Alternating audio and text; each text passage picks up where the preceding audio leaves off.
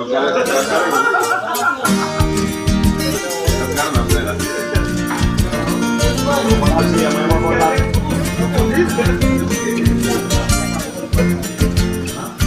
dou motivo pra me chamar de caipira, mas continuo me tratando de senhor. Eu não me zango, pois não disse uma mentira.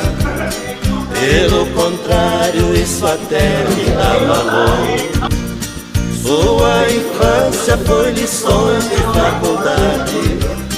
Na realidade,